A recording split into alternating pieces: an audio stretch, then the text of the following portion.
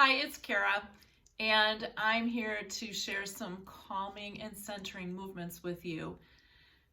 There's so much going on right now. It changes by the day, by the hour, and we have so much uncertainty that I know I find myself feeling a little uncentered and nervous, and I find that I have to do some moving around to help myself calm back down.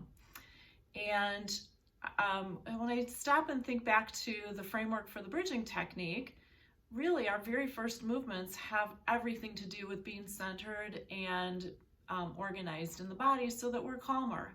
And that's one of the most common effects that people share with us is they just feel calmer when they leave or after a session.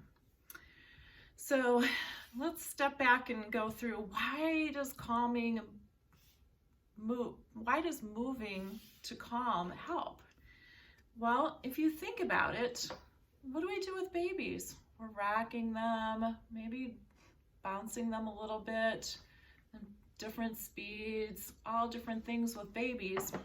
And that's really where the root of things lies, all that early developmental period, whether it's before we were born or after we were born.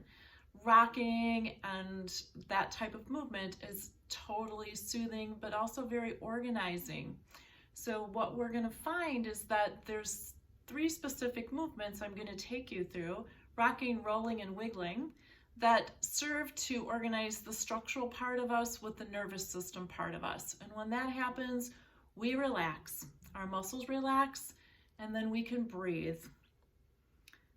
And just for those of you who like to have a little bit more information, I'm going to, there's a link to an article about rocking and how it can be calming.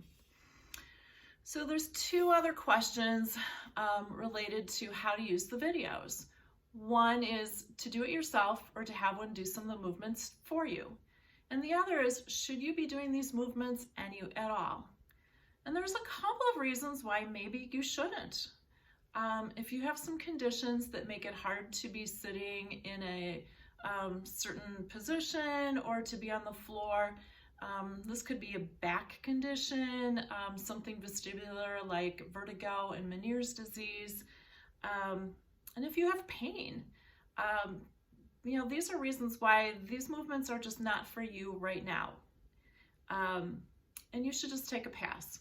But you can do them to someone else, again, if it doesn't exacerbate any of those conditions. So the other question is, do you do these movements yourself or have someone do them to you? If you've seen us in the office, you know that we do the movements for you.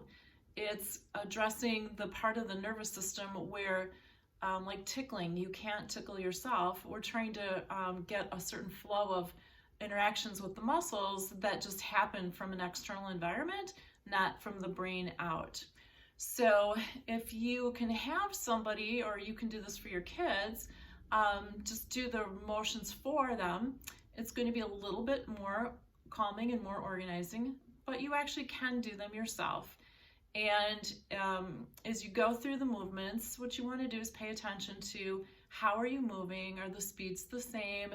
Can you go a little slower, perhaps a little faster? Kind of what feels right for you?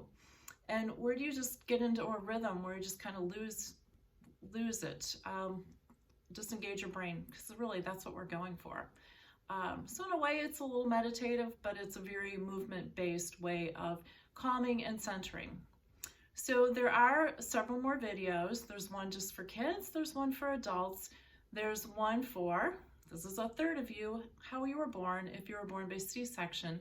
There are some different variations that may be more helpful. And then the last version is if you just defy all convention and rather than being all tucked in, you like to be all open, just some ways to work with that. So enjoy, and I hope that these do help you stay calm and centered.